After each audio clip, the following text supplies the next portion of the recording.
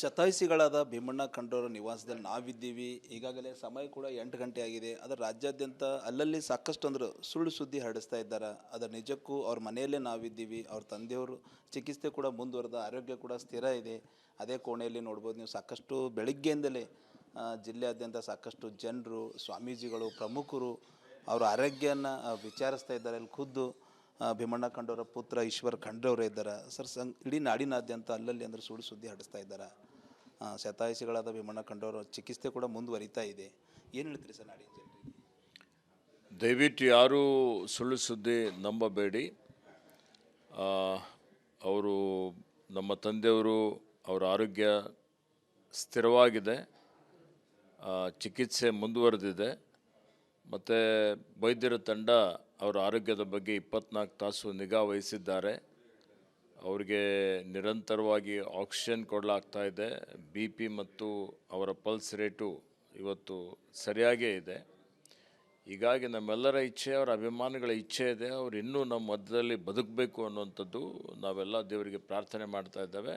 So ಹೀಗಾಗಿ ಅವರ ಅಭಿಮಾನಿಗಳೆಲ್ಲರೂ ಸಂಯಮವನ್ನು ಇಟ್ಟುಕೊಂಡು ಎಲ್ಲ ಸುಳ್ಳು ಸುದ್ದಿಗೆ ಮಾರು ಹೋಗದೆ ಇವತ್ತು ಅವರು ದೇವರಲ್ಲಿ ಪ್ರಾರ್ಥನೆ ಮಾಡಿ ನಮ್ಮ ತಂದೆಯವರ ಆರೋಗ್ಯ ಬೇಗ ಸುಧಾರಣೆ ಆಗಲಿ ಅನ್ನುವಂಥದ್ದಕ್ಕೆ ನಾವೆಲ್ಲರೂ ಇವತ್ತು ಪ್ರಾರ್ಥಿಸೋಣ.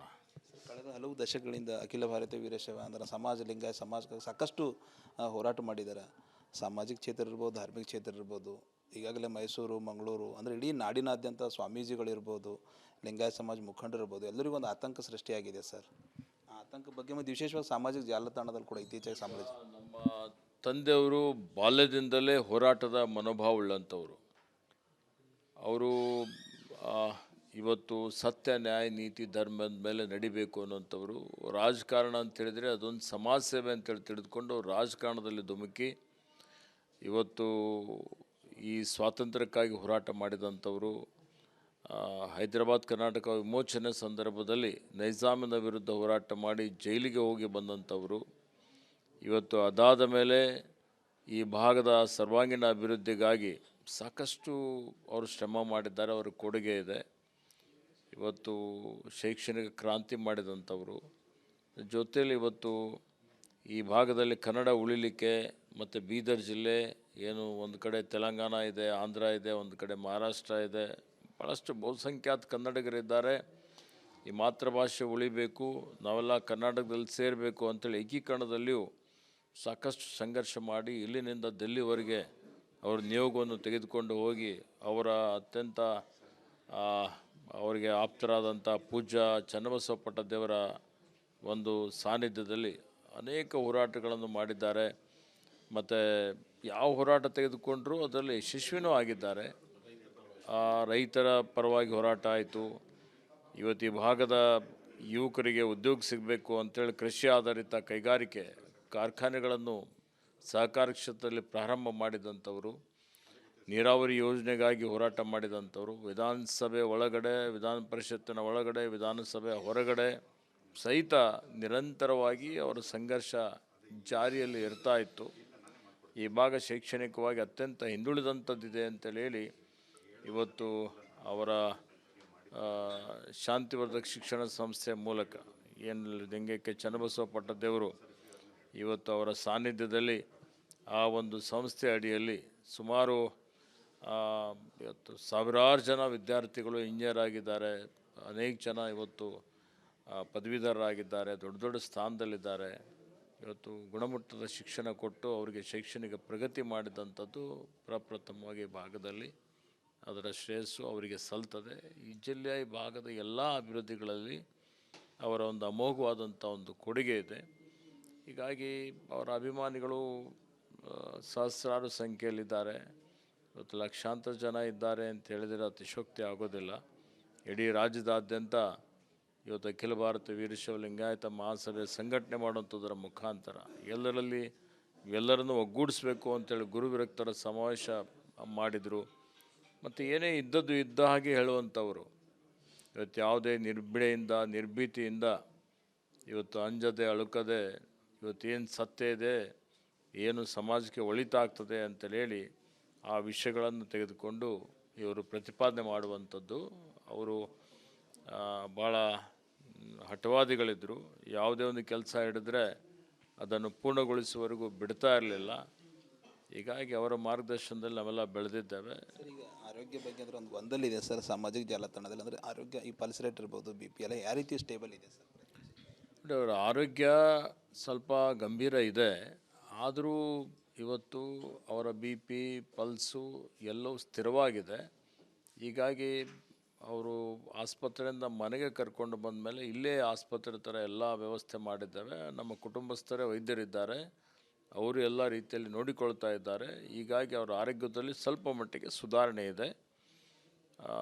ಹೀಗಾಗಿ ಅವರು ಸುಧಾರಣೆ ಆಗ್ತದೆ ಅನ್ನುವಂಥ ವಿಶ್ವಾಸ ಇದೆ. ಸೊ ಇದು ಸಚಿವ ಈಶ್ವರ್ ಖಂಡ್ರೆ ಮಾತು ಅಂತ ಹೇಳ್ಬೋದು. ಈ ಟೋಟಲಿ ಯಾರೂ ಕೂಡ ಸಾಮಾಜಿಕ ಜಾಲತಾಣದಲ್ಲಿ ಸುಳ್ಳು ಸುದ್ದಿ ಹರಡಿಸ್ಬಾರ್ದು. ಈಗಾಗಲೇ ಅವ್ರ ಆರೋಗ್ಯ ಸ್ಥಿರವಾಗಿದೆ, ಅವರು ಆರೋಗ್ಯ ಸುಧಾರಣೆ ಆಗಲಿ ಅಂಥೇಳಿ ನಾವು ಕೂಡ ಆ ದೇವರಲ್ಲಿ ಬೇಡ್ಕೋತೀವಿ. ನೀವು ಕೂಡ ಆ ದೇವರಲ್ಲಿ ಬೇಡ್ಕೋರಿ ಎಂಬುದು ಕರೆ ಸಚಿವ ಈಶ್ವರ್ ಖಂಡ್ರೆದಾಗ್ಯದ ಅಂತ ಹೇಳ್ಬೋದು. ಕ್ಯಾಮ್ರಾ ಪರ್ಸನ್ ಭರತ್ ಜೊತೆ ನಾನು ಮಲ್ಲಿಕಾರ್ಜುನ ಮರ್ಕಲ, ರಿಪಬ್ಲಿಕ್ ಕನ್ನಡ, ಬೀದರ್. ಶತಾಯುಷಿಗಳಾದ ಭೀಮಣ್ಣ ಖಂಡ್ರವರ ನಿವಾಸದಲ್ಲಿ ನಾವಿದ್ದೀವಿ. ಈಗಾಗಲೇ ಸಮಯ ಕೂಡ 8 ಗಂಟೆ ಆಗಿದೆ. ಅದರ ರಾಜ್ಯಾದ್ಯಂತ ಅಲ್ಲಲ್ಲಿ ಸಾಕಷ್ಟು ಅಂದ್ರೆ ಸುಳ್ಳು ಸುದ್ದಿ ಹರಡಿಸ್ತಾ ಇದ್ದಾರೆ. ಅದರ ನಿಜಕ್ಕೂ ಅವ್ರ ಮನೆಯಲ್ಲೇ ನಾವಿದ್ದೀವಿ. ಅವ್ರ ತಂದೆಯವರು ಚಿಕಿತ್ಸೆ ಕೂಡ ಮುಂದುವರೆದ, ಆರೋಗ್ಯ ಕೂಡ ಸ್ಥಿರ ಇದೆ. ಅದೇ ಕೋಣೆಯಲ್ಲಿ ನೋಡ್ಬೋದು ನೀವು, ಸಾಕಷ್ಟು ಬೆಳಗ್ಗೆಯಿಂದಲೇ ಜಿಲ್ಲೆಯಾದ್ಯಂತ ಸಾಕಷ್ಟು ಜನರು, ಸ್ವಾಮೀಜಿಗಳು, ಪ್ರಮುಖರು ಅವರ ಆರೋಗ್ಯನ ವಿಚಾರಿಸ್ತಾ ಇದ್ದಾರೆ. ಅಲ್ಲಿ ಖುದ್ದು ಭೀಮಣ್ಣ ಖಂಡ್ರೆಯವರ ಪುತ್ರ ಈಶ್ವರ್ ಖಂಡ್ರೆ ಅವರೇ ಇದ್ದಾರೆ ಸರ್. ಇಡೀ ನಾಡಿನಾದ್ಯಂತ ಅಲ್ಲಲ್ಲಿ ಅಂದರೆ ಸುಳ್ಳು ಸುದ್ದಿ ಹಡಿಸ್ತಾ ಇದ್ದಾರೆ. ಶತಾಯುಷಿಗಳಾದ ಭೀಮಣ್ಣ ಖಂಡ್ರೆಯವರ ಚಿಕಿತ್ಸೆ ಕೂಡ ಮುಂದುವರಿತಾ ಇದೆ. ಏನು ಹೇಳ್ತೀರಿ ಸರ್ ನಾಡಿನ ಜನರಿಗೆ? ದಯವಿಟ್ಟು ಯಾರೂ ಸುಳ್ಳು ಸುದ್ದಿ ನಂಬಬೇಡಿ. ಅವರು ನಮ್ಮ ತಂದೆಯವರು, ಅವರ ಆರೋಗ್ಯ ಸ್ಥಿರವಾಗಿದೆ, ಚಿಕಿತ್ಸೆ ಮುಂದುವರೆದಿದೆ. ಮತ್ತು ವೈದ್ಯರ ತಂಡ ಅವರ ಆರೋಗ್ಯದ ಬಗ್ಗೆ 24 ತಾಸು ನಿಗಾ ವಹಿಸಿದ್ದಾರೆ. ಅವರಿಗೆ ನಿರಂತರವಾಗಿ ಆಕ್ಸಿಜನ್ ಕೊಡಲಾಗ್ತಾ ಇದೆ. ಬಿ ಪಿ ಮತ್ತು ಅವರ ಪಲ್ಸ್ ರೇಟು ಇವತ್ತು ಸರಿಯಾಗೇ ಇದೆ. ಹೀಗಾಗಿ ನಮ್ಮೆಲ್ಲರ ಇಚ್ಛೆ, ಅವರ ಅಭಿಮಾನಿಗಳ ಇಚ್ಛೆ ಇದೆ, ಅವರು ಇನ್ನೂ ನಮ್ಮ ಮಧ್ಯದಲ್ಲಿ ಬದುಕಬೇಕು ಅನ್ನುವಂಥದ್ದು ನಾವೆಲ್ಲ ದೇವರಿಗೆ ಪ್ರಾರ್ಥನೆ ಮಾಡ್ತಾ ಇದ್ದೇವೆ. ಸೊ ಹೀಗಾಗಿ ಅವರ ಅಭಿಮಾನಿಗಳೆಲ್ಲರೂ ಸಂಯಮವನ್ನು ಇಟ್ಟುಕೊಂಡು ಎಲ್ಲ ಸುಳ್ಳು ಸುದ್ದಿಗೆ ಮಾರು ಹೋಗದೆ ಇವತ್ತು ಅವರು ದೇವರಲ್ಲಿ ಪ್ರಾರ್ಥನೆ ಮಾಡಿ ನಮ್ಮ ತಂದೆಯವರ ಆರೋಗ್ಯ ಬೇಗ ಸುಧಾರಣೆ ಆಗಲಿ ಅನ್ನುವಂಥದ್ದಕ್ಕೆ ನಾವೆಲ್ಲರೂ ಇವತ್ತು ಪ್ರಾರ್ಥಿಸೋಣ. ಕಳೆದ ಹಲವು ದಶಕಗಳಿಂದ ಅಖಿಲ ಭಾರತೀಯ ವೀರಶೈವ ಅಂದರೆ ಸಮಾಜ, ಲಿಂಗಾಯತ ಸಮಾಜಕ್ಕೆ ಸಾಕಷ್ಟು ಹೋರಾಟ ಮಾಡಿದ್ದಾರೆ. ಸಾಮಾಜಿಕ ಕ್ಷೇತ್ರ ಇರ್ಬೋದು, ಧಾರ್ಮಿಕ ಕ್ಷೇತ್ರ ಇರ್ಬೋದು. ಈಗಾಗಲೇ ಮೈಸೂರು, ಮಂಗಳೂರು ಅಂದರೆ ಇಡೀ ನಾಡಿನಾದ್ಯಂತ ಸ್ವಾಮೀಜಿಗಳಿರ್ಬೋದು, ಲಿಂಗಾಯತ ಸಮಾಜ ಮುಖಂಡರಿರ್ಬೋದು, ಎಲ್ಲರಿಗೂ ಒಂದು ಆತಂಕ ಸೃಷ್ಟಿಯಾಗಿದೆ ಸರ್. ಆ ಆತಂಕ ಬಗ್ಗೆ ಮತ್ತು ವಿಶೇಷವಾಗಿ ಸಾಮಾಜಿಕ ಜಾಲತಾಣದಲ್ಲಿ ಕೂಡ ಇತ್ತೀಚೆಗೆ ನಮ್ಮ ತಂದೆಯವರು ಬಾಲ್ಯದಿಂದಲೇ ಹೋರಾಟದ ಮನೋಭಾವವುಳ್ಳಂಥವರು. ಅವರು ಇವತ್ತು ಸತ್ಯ, ನ್ಯಾಯ, ನೀತಿ, ಧರ್ಮದ ಮೇಲೆ ನಡಿಬೇಕು ಅನ್ನೋಂಥವ್ರು. ರಾಜಕಾರಣ ಅಂತ ಹೇಳಿದರೆ ಅದೊಂದು ಸಮಾಜ ಸೇವೆ ಅಂತೇಳಿ ತಿಳಿದುಕೊಂಡು ರಾಜಕಾರಣದಲ್ಲಿ ಧುಮುಕಿ ಇವತ್ತು ಈ ಸ್ವಾತಂತ್ರ್ಯಕ್ಕಾಗಿ ಹೋರಾಟ ಮಾಡಿದಂಥವರು. ಹೈದರಾಬಾದ್ ಕರ್ನಾಟಕ ವಿಮೋಚನೆ ಸಂದರ್ಭದಲ್ಲಿ ನೈಜಾಮಿನ ವಿರುದ್ಧ ಹೋರಾಟ ಮಾಡಿ ಜೈಲಿಗೆ ಹೋಗಿ ಬಂದಂಥವರು. ಇವತ್ತು ಅದಾದ ಮೇಲೆ ಈ ಭಾಗದ ಸರ್ವಾಂಗೀಣ ಅಭಿವೃದ್ಧಿಗಾಗಿ ಸಾಕಷ್ಟು ಅವರು ಶ್ರಮ ಮಾಡಿದ್ದಾರೆ, ಅವರ ಕೊಡುಗೆ ಇದೆ. ಇವತ್ತು ಶೈಕ್ಷಣಿಕ ಕ್ರಾಂತಿ ಮಾಡಿದಂಥವರು. ಜೊತೆಯಲ್ಲಿ ಇವತ್ತು ಈ ಭಾಗದಲ್ಲಿ ಕನ್ನಡ ಉಳಿಲಿಕ್ಕೆ ಮತ್ತು ಬೀದರ್ ಜಿಲ್ಲೆ ಏನು ಒಂದು ಕಡೆ ತೆಲಂಗಾಣ ಇದೆ, ಆಂಧ್ರ ಇದೆ, ಒಂದು ಕಡೆ ಮಹಾರಾಷ್ಟ್ರ ಇದೆ, ಭಾಳಷ್ಟು ಬಹುಸಂಖ್ಯಾತ ಕನ್ನಡಿಗರಿದ್ದಾರೆ. ಈ ಮಾತೃಭಾಷೆ ಉಳಿಬೇಕು, ನಾವೆಲ್ಲ ಕರ್ನಾಟಕದಲ್ಲಿ ಸೇರಬೇಕು ಅಂತೇಳಿ ಏಕೀಕರಣದಲ್ಲಿಯೂ ಸಾಕಷ್ಟು ಸಂಘರ್ಷ ಮಾಡಿ ಇಲ್ಲಿನಿಂದ ದಿಲ್ಲಿವರೆಗೆ ಅವ್ರ ನಿಯೋಗವನ್ನು ತೆಗೆದುಕೊಂಡು ಹೋಗಿ ಅವರ ಅತ್ಯಂತ ಅವರಿಗೆ ಆಪ್ತರಾದಂಥ ಪೂಜ್ಯ ಚನ್ನಬಸವ ಪಟ್ಟದೇವರ ಒಂದು ಸಾನ್ನಿಧ್ಯದಲ್ಲಿ ಅನೇಕ ಹೋರಾಟಗಳನ್ನು ಮಾಡಿದ್ದಾರೆ. ಮತ್ತು ಯಾವ ಹೋರಾಟ ತೆಗೆದುಕೊಂಡರೂ ಅದರಲ್ಲಿ ಯಶಸ್ವಿನೂ ಆಗಿದ್ದಾರೆ. ರೈತರ ಪರವಾಗಿ ಹೋರಾಟ ಆಯಿತು. ಇವತ್ತು ಈ ಭಾಗದ ಯುವಕರಿಗೆ ಉದ್ಯೋಗ ಸಿಗಬೇಕು ಅಂತೇಳಿ ಕೃಷಿ ಆಧಾರಿತ ಕೈಗಾರಿಕೆ ಕಾರ್ಖಾನೆಗಳನ್ನು ಸಹಕಾರ ಕ್ಷೇತ್ರದಲ್ಲಿ ಪ್ರಾರಂಭ ಮಾಡಿದಂಥವರು. ನೀರಾವರಿ ಯೋಜನೆಗಾಗಿ ಹೋರಾಟ ಮಾಡಿದಂಥವರು. ವಿಧಾನಸಭೆ ಒಳಗಡೆ, ವಿಧಾನ ಪರಿಷತ್ತಿನ ಒಳಗಡೆ, ವಿಧಾನಸಭೆ ಹೊರಗಡೆ ಸಹಿತ ನಿರಂತರವಾಗಿ ಅವರ ಸಂಘರ್ಷ ಜಾರಿಯಲ್ಲಿ ಇರ್ತಾ ಇತ್ತು. ಈ ಭಾಗ ಶೈಕ್ಷಣಿಕವಾಗಿ ಅತ್ಯಂತ ಹಿಂದುಳಿದಂಥದ್ದಿದೆ ಅಂತೇಳಿ ಹೇಳಿ ಇವತ್ತು ಅವರ ಶಾಂತಿವರ್ಧಕ ಶಿಕ್ಷಣ ಸಂಸ್ಥೆ ಮೂಲಕ ಏನು ಲಿಂಗೈಕ್ಯ ಚನ್ನಬಸವ ಪಟ್ಟದೇವರು ಇವತ್ತು ಅವರ ಸಾನ್ನಿಧ್ಯದಲ್ಲಿ ಆ ಒಂದು ಸಂಸ್ಥೆ ಅಡಿಯಲ್ಲಿ ಸುಮಾರು ಇವತ್ತು ಸಾವಿರಾರು ಜನ ವಿದ್ಯಾರ್ಥಿಗಳು ಇಂಜಿನಿಯರ್ ಆಗಿದ್ದಾರೆ, ಅನೇಕ ಜನ ಇವತ್ತು ಪದವೀಧರರಾಗಿದ್ದಾರೆ, ದೊಡ್ಡ ದೊಡ್ಡ ಸ್ಥಾನದಲ್ಲಿದ್ದಾರೆ. ಇವತ್ತು ಗುಣಮಟ್ಟದ ಶಿಕ್ಷಣ ಕೊಟ್ಟು ಅವರಿಗೆ ಶೈಕ್ಷಣಿಕ ಪ್ರಗತಿ ಮಾಡಿದಂಥದ್ದು ಪ್ರಪ್ರಥಮವಾಗಿ ಭಾಗದಲ್ಲಿ ಅದರ ಶ್ರೇಯಸ್ಸು ಅವರಿಗೆ ಸಲ್ತದೆ. ಈ ಜಿಲ್ಲೆಯ ಈ ಭಾಗದ ಎಲ್ಲ ಅಭಿವೃದ್ಧಿಗಳಲ್ಲಿ ಅವರ ಒಂದು ಅಮೋಘವಾದಂಥ ಒಂದು ಕೊಡುಗೆ ಇದೆ. ಹೀಗಾಗಿ ಅವರ ಅಭಿಮಾನಿಗಳು ಸಹಸ್ರಾರು ಸಂಖ್ಯೆಯಲ್ಲಿದ್ದಾರೆ. ಇವತ್ತು ಲಕ್ಷಾಂತರ ಜನ ಇದ್ದಾರೆ ಅಂತ ಹೇಳಿದರೆ ಅತಿಶಯೋಕ್ತಿ ಆಗೋದಿಲ್ಲ. ಇಡೀ ರಾಜ್ಯದಾದ್ಯಂತ ಇವತ್ತು ಅಖಿಲ ಭಾರತ ವೀರಶೈವ ಲಿಂಗಾಯತ ಮಹಾಸಭೆ ಸಂಘಟನೆ ಮಾಡುವಂಥದ್ದರ ಮುಖಾಂತರ ಎಲ್ಲರನ್ನು ಒಗ್ಗೂಡಿಸ್ಬೇಕು ಅಂತೇಳಿ ಗುರು ವಿರಕ್ತರ ಸಮಾವೇಶ ಮಾಡಿದರು. ಮತ್ತು ಏನೇ ಇದ್ದದ್ದು ಇದ್ದ ಹಾಗೆ ಹೇಳುವಂಥವರು. ಇವತ್ತು ಯಾವುದೇ ನಿರ್ಭೀತಿಯಿಂದ ಇವತ್ತು ಅಂಜದೆ ಅಳುಕದೆ ಇವತ್ತು ಏನು ಸತ್ಯ ಇದೆ, ಏನು ಸಮಾಜಕ್ಕೆ ಒಳಿತಾಗ್ತದೆ ಅಂತೇಳಿ ಹೇಳಿ ಆ ವಿಷಯಗಳನ್ನು ತೆಗೆದುಕೊಂಡು ಇವರು ಪ್ರತಿಪಾದನೆ ಮಾಡುವಂಥದ್ದು. ಅವರು ಭಾಳ ಹಠವಾದಿಗಳಿದ್ದರು. ಯಾವುದೇ ಒಂದು ಕೆಲಸ ಹಿಡಿದ್ರೆ ಅದನ್ನು ಪೂರ್ಣಗೊಳಿಸುವವರೆಗೂ ಬಿಡ್ತಾ ಇರಲಿಲ್ಲ. ಹೀಗಾಗಿ ಅವರ ಮಾರ್ಗದರ್ಶನದಲ್ಲಿ ನಾವೆಲ್ಲ ಬೆಳೆದಿದ್ದೇವೆ.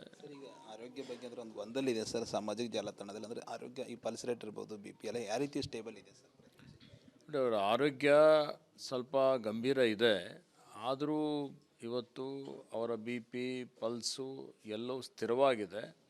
ಹೀಗಾಗಿ ಅವರು ಆಸ್ಪತ್ರೆಯಿಂದ ಮನೆಗೆ ಕರ್ಕೊಂಡು ಬಂದ ಮೇಲೆ ಇಲ್ಲೇ ಆಸ್ಪತ್ರೆ ಥರ ಎಲ್ಲ ವ್ಯವಸ್ಥೆ ಮಾಡಿದ್ದೇವೆ. ನಮ್ಮ ಕುಟುಂಬಸ್ಥರೇ ವೈದ್ಯರಿದ್ದಾರೆ, ಅವರು ಎಲ್ಲ ರೀತಿಯಲ್ಲಿ ನೋಡಿಕೊಳ್ತಾ ಇದ್ದಾರೆ. ಹೀಗಾಗಿ ಅವರ ಆರೋಗ್ಯದಲ್ಲಿ ಸ್ವಲ್ಪ ಮಟ್ಟಿಗೆ ಸುಧಾರಣೆ ಇದೆ.